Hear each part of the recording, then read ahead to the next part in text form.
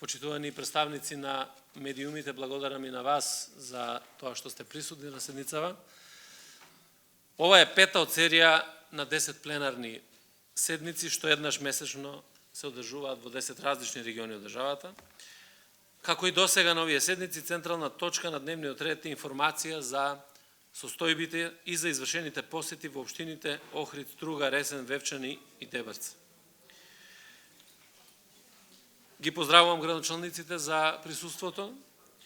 Благодарам за тоа што ќе имаат можност да учествуваат со своји конструктивни предлози во работата на оваа влада. И сакам да истакнам дека вашето присуство е од исклучителна важност за сите нас и за владата на оваа седница. Ќе ни помогнете да ги добиеме информациите од интерес на граѓаните, од вашите локални заедници, и тоа од прва рака. И согласно тоа ќе ни се дадат насоки за креирање на наши идни политики и одлуки за проекти кои може да се реализираат во соработка меѓу локалната и централната власт.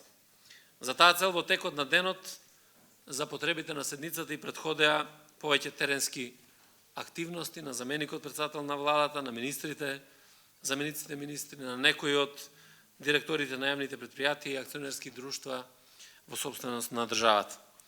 Но пред да преминеме на дневниот ред, најавувам дека збор ќе добие незината екселенција амбасадорката на Република Хрватска Нивес Тигањ.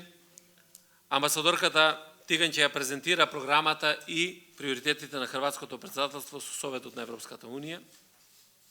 Убеден сум дека оваа информација од интерес и на градоначалниците на општините на регионот и особено од интерес на граѓаните заради фактот што токму во период на претседавањето на Хрватска со Европската Унија се очекува и долго очекуваниот старт на почеток на преговорите на нашата земја за членство во Европската Унија.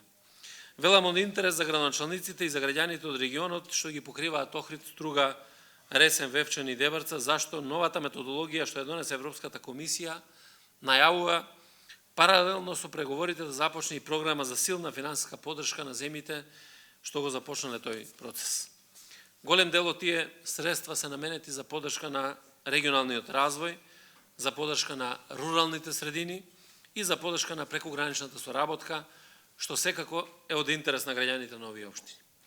Најавувам уште неколку точки кои се од интерес на граѓаните и општините во овој регион, како што се информација за посетата на реактивната мониторинг мисија на УНЕСКО, информација за извршениот инспекцијски надзор на градби од прва категорија на подрачјето на општини Охрид и Струга и информација за преземените активности на овластени градежни инспектори за овие подрачја.